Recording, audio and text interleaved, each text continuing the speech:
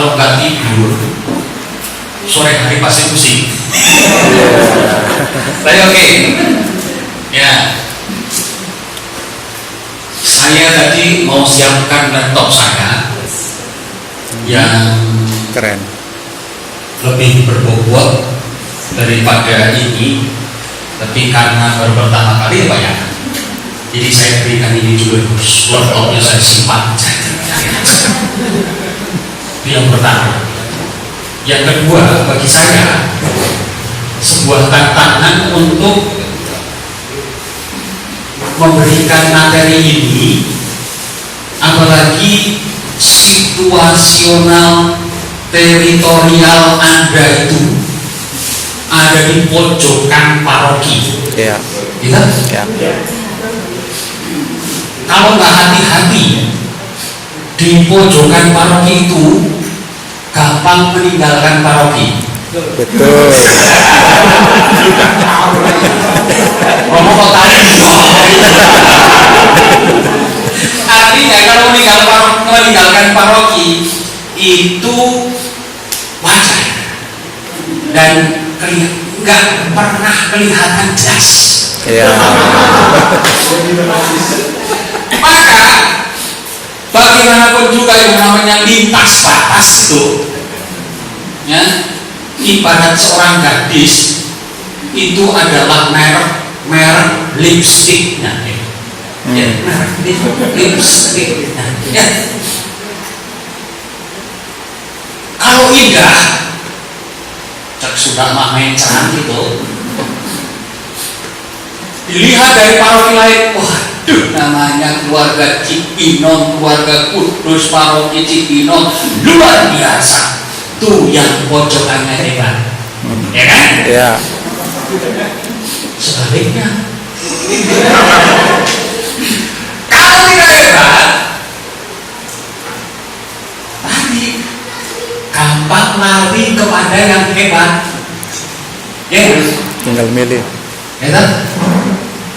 Batasannya mana sih? Berarti kelapa dua ya? Markus. Depok Tengah, Depok Timur, Ya. Kelapa Dua. Paulus. Kalau yang mau ikut ke KAJ sana, Sukatani itu ikut ke Kabupaten Bogor, Kampung Sawah ya? Ya kan? Iya. Maka kalau wajah Anda nggak pernah kelihatan di paroki, harus dimaklumi.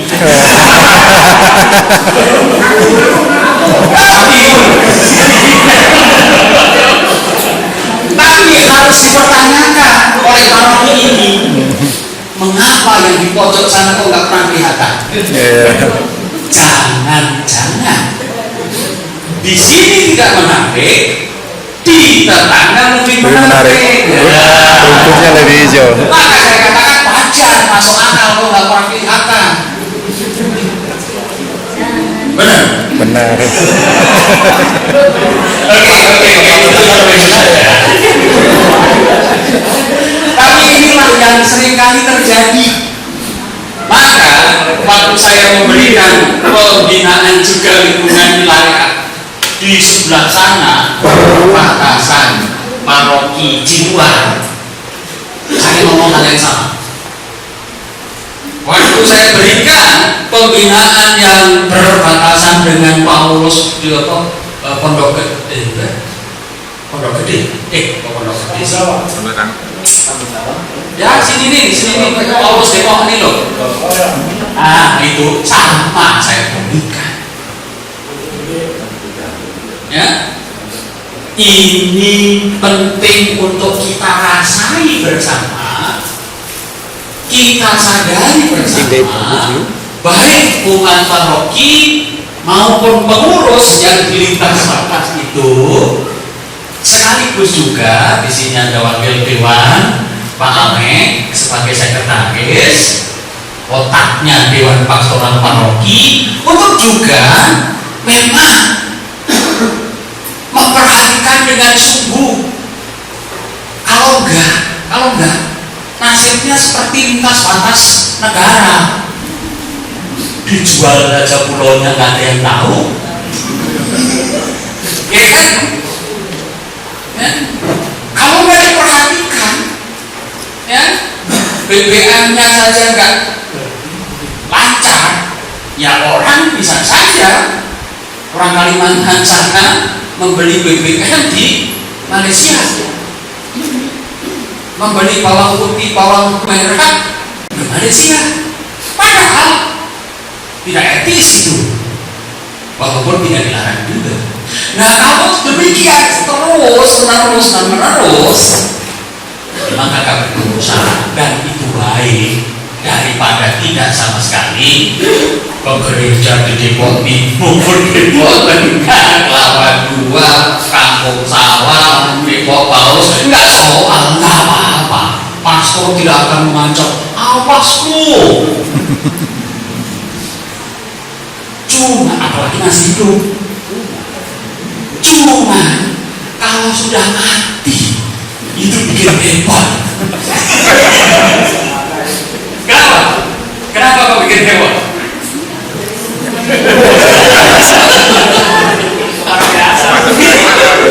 Baik, saya ngomongin Indonesia aja dulu ya.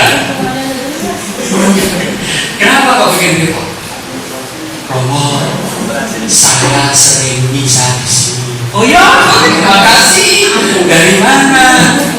Saya dari paroki sana, tapi sering bisa di sini. Terus apa yang masalah?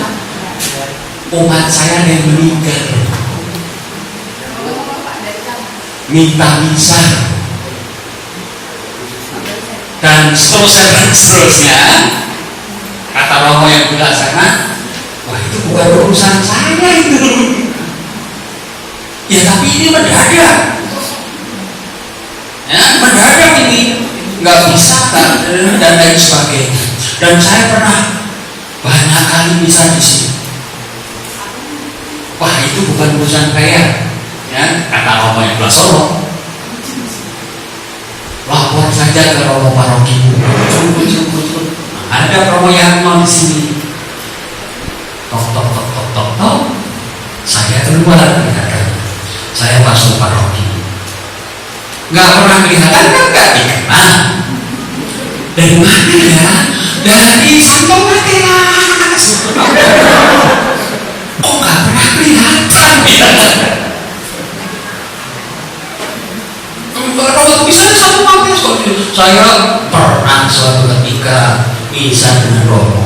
Oh iya, lumayan. Berarti dia kenal saya kan? Tok. Saya yang kedua. Mau ketemu Romo Yanno. Berarti dia tidak kenal saya kan? Betul. Emang ada apa Bu? Bapak itu tetangga saya yang meninggal. Oh, Romo Yanno yang ada.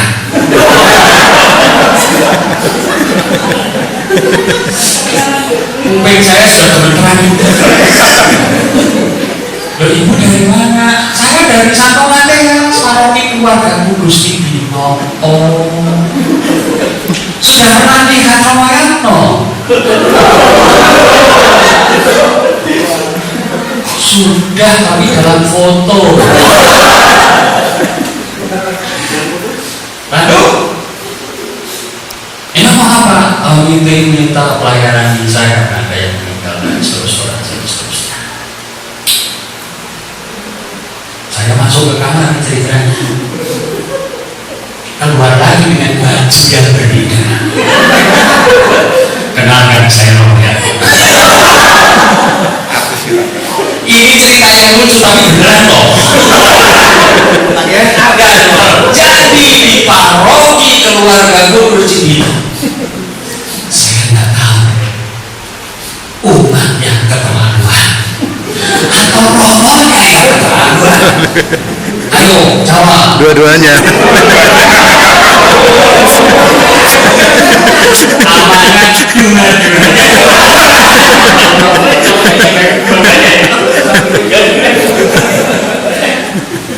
ya kalau romonya nggak pernah ke Santo Mateus, Ada kenal. emang nggak kayak kenal. Tapi kenapa romonya nggak ke Santo Mateus? Nggak pernah diundang juga. ini berhasil, tetapi benar terjadi. Mengapa gereja secara keseluruhan di dunia ini seperti terkotak-kotak?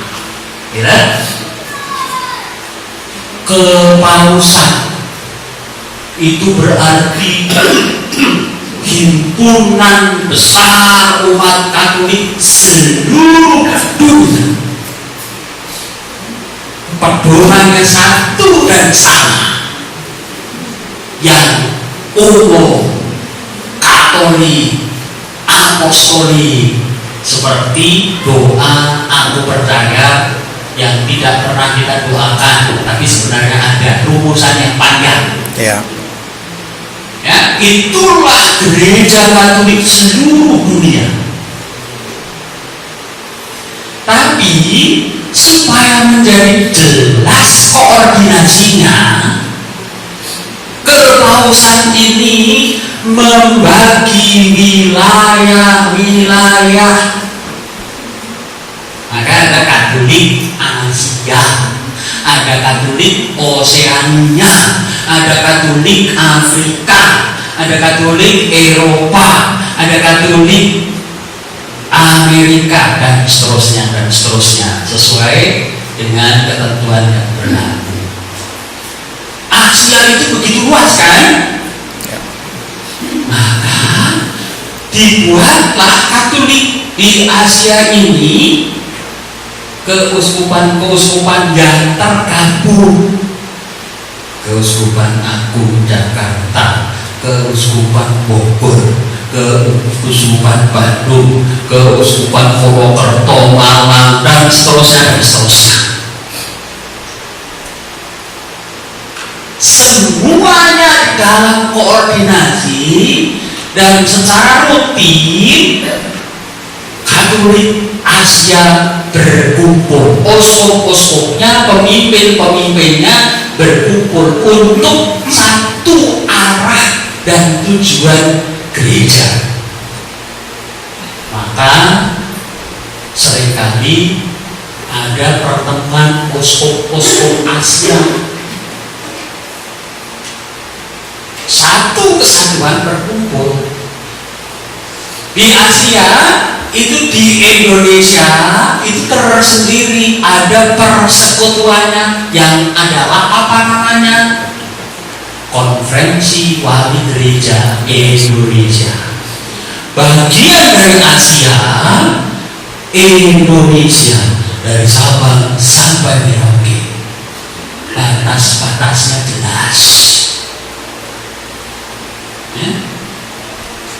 Kalau misalnya ada keuskupan baru, batasnya jelas, dari sini ke sini, ke sini, ke sini, ke sini, ke sini. Ya? Itu di Indonesia. Bogor itu dari mana saja, Jakarta di mana saja, parokian yang tergabung di sana. Tuh, keuskupan itu juga terkoordinasi oleh seorang posko. Yang di Indonesia salah satunya Bogor. Bogor itu punya batas tersendiri, dipimpin oleh posko Bogor. Tangan posko Bogor itu cuma ada 2. Oleh karena itu, karena dia punya tanggung jawab seluruh umat Katolik di Bogor, maka dibentuklah paroki-paroki dengan batas-batas yang jelas. Apa sih gunanya batas-batas yang jelas? Ya tadi, supaya yang namanya pemeliharaan rohani atau bahasa tingginya itu terjadilah cura animarum. Anima itu jiwa, cura itu bahasa Inggrisnya pemeliharaan jiwa.